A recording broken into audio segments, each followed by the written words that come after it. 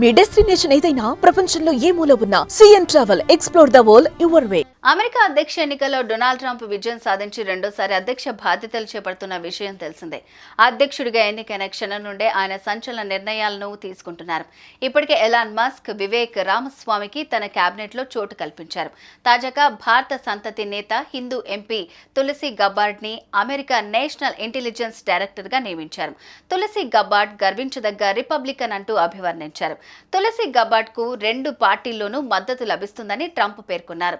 ఆమె మనల్ని గర్వపడేలాగా చేస్తుందని ఆశిస్తున్నట్లు ట్రంప్ పేర్కొన్నారు. తులసి గబ్బార్డ్ ఇంతకు ముందు డెమోక్రటిక్ పార్టీలో కొనసాగగా ఆ తర్వాత రిపబ్లికన్ పార్టీలో భాగస్వాములయ్యారు.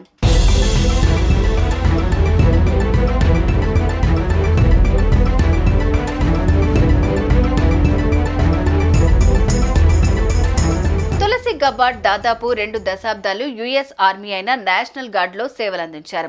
ఇరాక్, కువైట్ లోనూ తులసి పనిచేశారు. అయితే ఆమెకు నిఘా విభాగంలో పనిచేసిన అనుభవం లేదు. ఆమె హోంల్యాండ్ సెక్యూరిటీ కమిటీలో పనిచేశారు.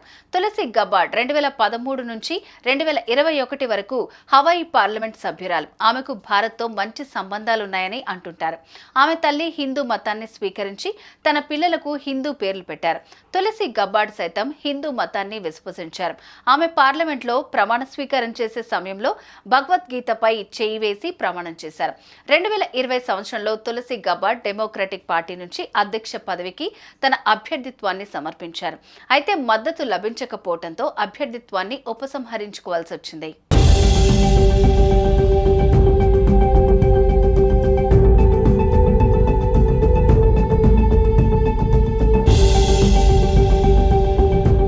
డొనాల్డ్ ట్రంప్, కమలా హ్యారిస్ మధ్య డిబేట్ జరిగిన సమయాల్లో ట్రంప్ ని సిద్ధం చేసింది తులసి గబ్బార్డ్.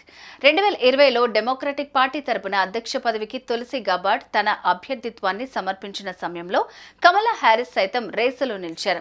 తులసి గబ్బార్డ్, కమలా హ్యారిస్ మధ్య పార్టీలో అంతర్గత చర్చ జరిగింది. ఇందులో తులసి పేరు ప్రధానంగా వినిపించింది. గత ఎన్నికల్లో ట్రంప్, కమలా హ్యారిస్ మధ్య డిబేట్ జరిగిన సమయంలో ట్రంప్ ని సిద్ధం చేసిన వ్యక్తుల్లో తులసి గబ్బార్డ్ పేరు ప్రముఖంగా వినిపించింది. ఎన్నికల తర్వాత తులసికి కీలక పదవి ఇచ్చే అవకాశం ఉన్నట్లుగా ప్రచారం జరిగింది. ఈ క్రమంలో ట్రంప్ ఆమెను యుఎస్ ఇంటెలిజెన్స్ డైరెక్టర్ గా నియమించారు.